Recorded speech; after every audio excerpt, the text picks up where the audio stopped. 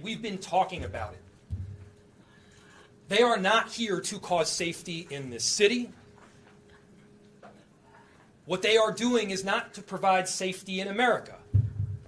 What they are doing is causing chaos and distrust. They're ripping families apart. They're sowing chaos on our streets. And in this case, quite literally killing people. So, they are already trying to spin this as an action of self-defense. Having seen the video of myself, I want to tell everybody directly, that is bullshit. This was an agent recklessly using power that resulted in somebody dying, getting killed. As soon as it happened and we learned of the incident, we had several priorities. The first, of course, was to get the victim to the hospital and to get care as soon as possible. To the family, I'm so deeply sorry. There's nothing that I can say right now that's going to make you or your relatives or the friends of the victim feel any better. There were, I believe, 2 Minneapolis police officers that responded and were in the ambulance on the way to the hospital. The second was to get ICE off of the scene.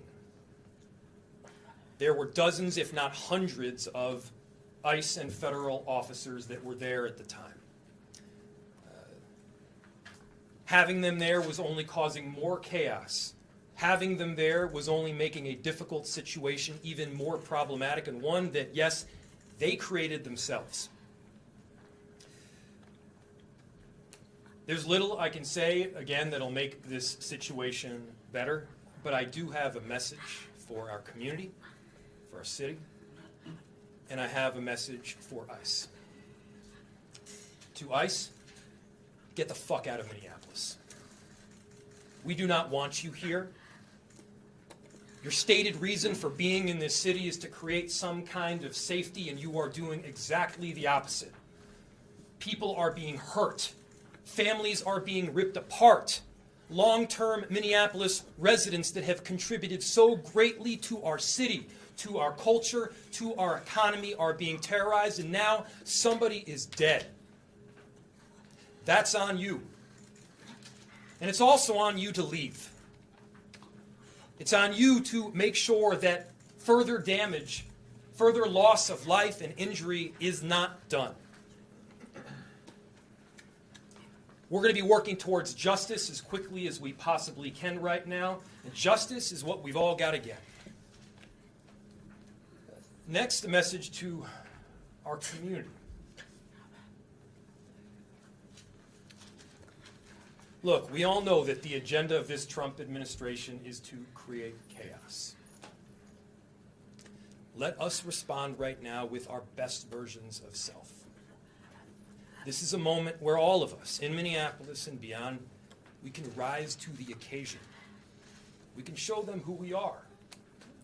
We can show them the kind of courage, bravery, love, and compassion that makes Minneapolis, Minneapolis, and that makes America, America. We are better than a bunch of ICE agents being deployed to cities around the country and ripping apart families and communities. We're better than that. And so we are going to meet that hate with love. We are going to meet that despair with hope. We are going to meet that injustice with constitutional justice ourselves. And we're going to make sure that in this very difficult moment, we do not take the bait that these ICE agents are trying to create and that the federal government, to be clear, wants. They want us to respond in a way that creates a military occupation in our city. They want an excuse to come in and show the kind of force that will create more chaos and more despair. Let's not let them. Let's rise to this occasion. Let's show them something far more beautiful than the kind of division that they're trying to stoke. Let's show them unity. of purpose, of love, and the courage of our conviction. Our conviction, to be clear, is rock solid, and it is for our neighbors, all of our neighbors. It's for people who have lived here for 80 years. It is for new immigrants who have made this city a better place. That's the kind of love that we're going to show up with right now. If you're angry, I get it. I am too. If you're feeling that kind of despair, it's understandable. Let's show them who we can be. Let's show up with peace. To march, to protest, to hug one another, to love all the way with peace. Do not give them what they want.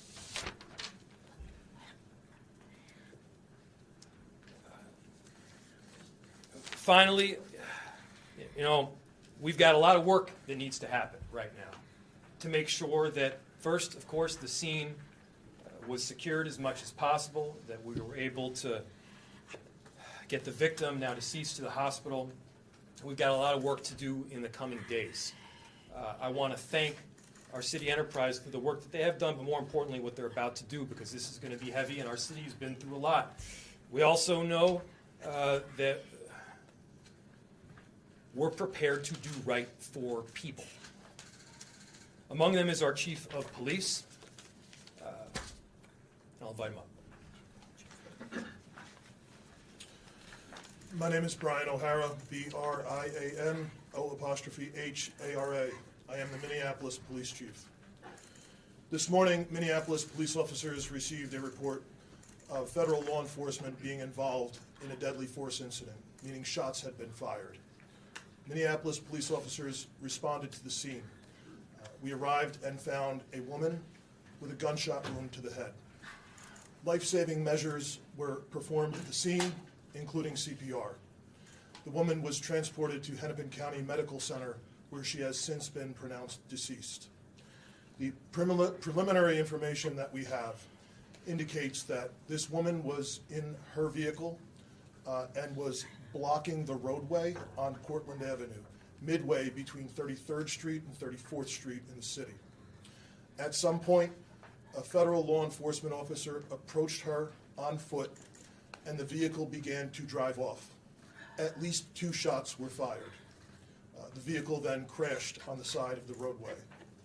Minneapolis police officers secured the crime scene and assisted in trying to preserve the evidence that is there.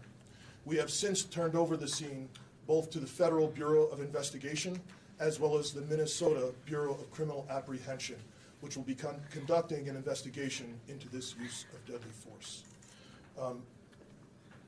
I want to thank the mayor, city council president, other members of the city council, state legislators that were on the scene.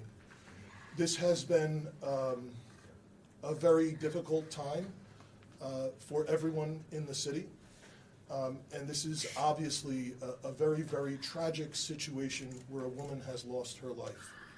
That being said, in addition to this tragedy, which unfortunately we did predict, we were seriously concerned about further escalation from the scene. I want to thank the elected officials that came themselves to help us prevent that from happening, as well as the individuals on that scene that remained peaceful and that abided by law enforcement instructions so that we could preserve that scene and ensure that a full and transparent investigation can take place. That being said, I just echo the mayor's comments that we ask that the community continue to call for peace. We understand people are going to be upset about what happened, and people are going to want to exercise their First Amendment rights. But please do so safely and lawfully to ensure that we do not have any further tragedy in this city or destruction. Thank you. Chief, thank you, Sheriff, thank you, council members. I'll open it to questions. Any idea on the identity of the ICE officer who fired those shots? I don't have that information, no. The question was, is there an identity of the ICE officer that fired? I do not have that. Mayor Farber, during the ICE officer stopped a position from helping the lady who was shot. Is that true? We've seen video, it's all over social media.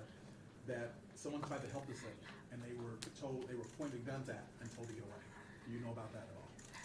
So the question was, there's information out there that people tried to help the woman that was shot, and ICE officers that pointed guns at them and told them to leave.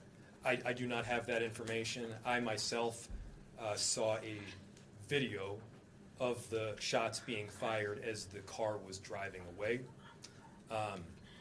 What I can tell you is the narrative that this was just done in self-defense is a garbage narrative.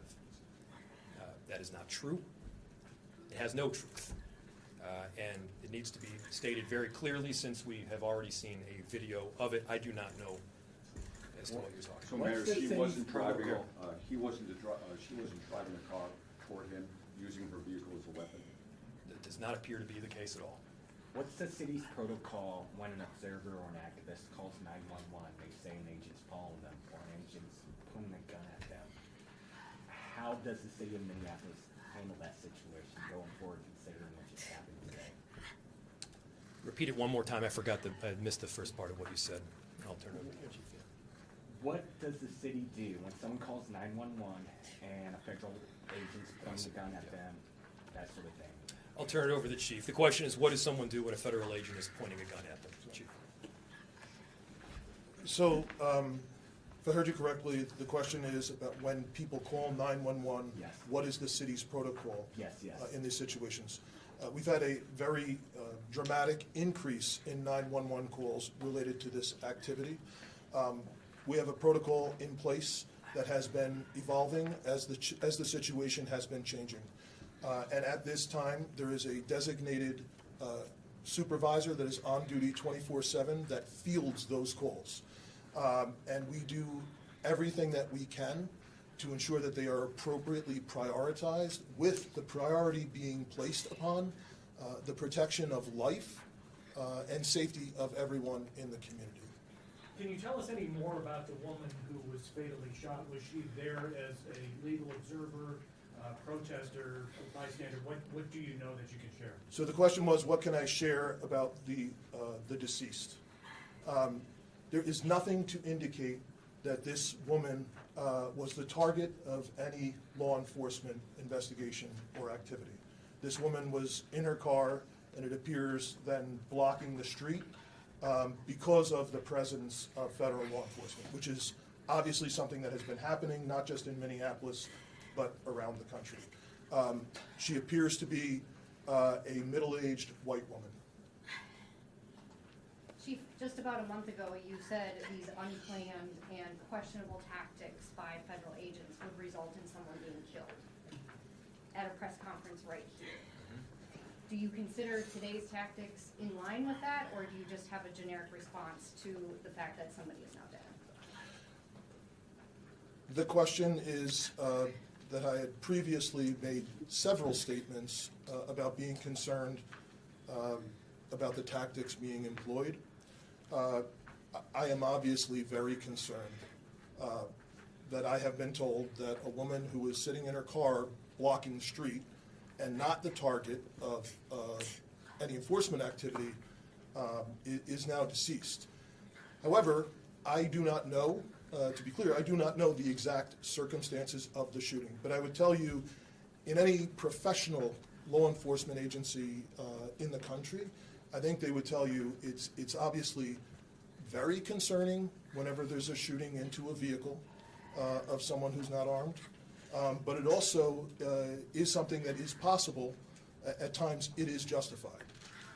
But it is very concerning, and it's something that most law enforcement agencies in the country train very intensely to try and minimize the risk that law enforcement officers get placed into a situation that the need for deadly force would be necessary. Has there been any indication of that need in this case? I didn't hear the question. Has there sorry. been any indication of the need to shoot into the vehicle? The question was any indication about the need. I guess getting back to the justification of this, I have not seen any information other than what I have Chief, was she communicated. alone in the car? Were there children in the car with her? The question was if she was alone in the car. I know that I got there shortly after this call came in. I did not see anyone else with her while I was on the scene. However, I've since been told by our officers that have been with her the entire time that a spouse has arrived at the hospital. Mayor, just curious if you're thinking about contacting federal authorities to register your concerns about this, I mean, personally making phone calls, et cetera? Yes, we've been on the phone all morning. As soon as we learned about this, again, there were a series of priorities that we needed to go through. The first, of course, is to keep people safe and to help the victim in any way that we could. The second was to get ICE off of the scene. There was the notion that ICE agents would be necessary to create a perimeter around the scene itself. They themselves were creating the kind of dysfunction and chaos that they claimed to be trying to help with. And so the message that we delivered very clearly was to make them leave. Now, beyond leaving the scene, they should also leave our city and our state. You know, we do work, our chief does work, our sheriff does work every single day to keep people safe in our city and in our state. And crime is dramatically down. Crime is down. It continues to trend down. They are doing the hard work of investigating, of arresting perpetrators of violent crime. What this federal administration is doing right now is not about creating safety. Do not let them tell you that what they are doing is about creating safety. It is not. It is having the opposite impact. We need to be clear-eyed about the work that is moving forward, and they need to leave Minneapolis. We have time for one or two more questions. Mayor, you may know this with your legal background. If the shooting is found to not be justified, does the city have any legal, or the state rather, have any legal recourse to bring charges against this ICE agent, given that this person is a federal agent, if the feds don't? So, obviously, and I have to always lead with this caveat because it is true, an investigation still does need to be conducted. I had my perception of what took place based on the vehicle and the vehicle's positioning. It does not appear that the individual is trying to ram anybody. Now, the question was, if it is in fact found to be an unjustified shooting, who issues the charge, who prosecutes, how does justice take place? I don't know the answer in full to that. This is obviously information that we're still working out. Chief, do you have any additional information, or Commissioner? The only thing I would add to the mayor's statement is that the crime scene was held by the Minneapolis Police Department, and the investigation is now being led jointly by the Federal Bureau of Investigation as well as the Minnesota Bureau of Criminal Apprehension. And the purpose of their involvement would be to investigate whether any state laws within the state of Minnesota have been violated. One more Can I question. just add something to that too? Oh, sorry, sir. What's very important is that for our communities, that we do have some kind of part in this investigation. It needs to be done on a local level. With all due respect to the federal level, we do need to make sure that our local agencies are involved.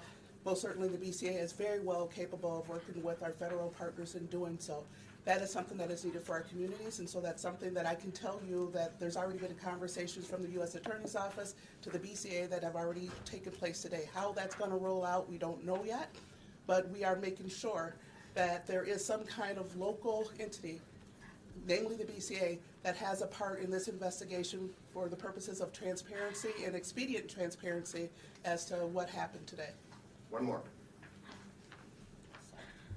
Okay, if that's it. Thank So, you, everybody. Final, Yeah.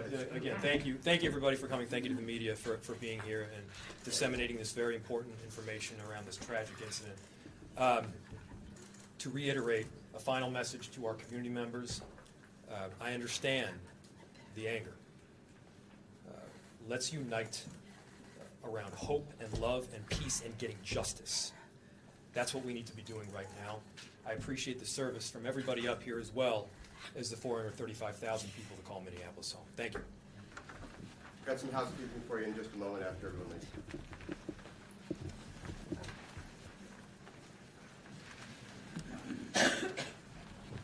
Okay, so all media questions, first of all, I'm Scott Wasserman, the Communications Director at the city. All media questions should go to communications@minneapolismn, like Minnesota, communications@minneapolismn.gov. There was a question earlier about what happens when you call 911. We have some information on our website, minneapolismn.gov/federal. minneapolismn.gov/federal. And then I'll be here if you guys have any questions. I don't know if I'll be able to answer. I'm just curious. So it's online. So it's on our website. Text you. Oh, okay. Why don't you help me? No. How are you?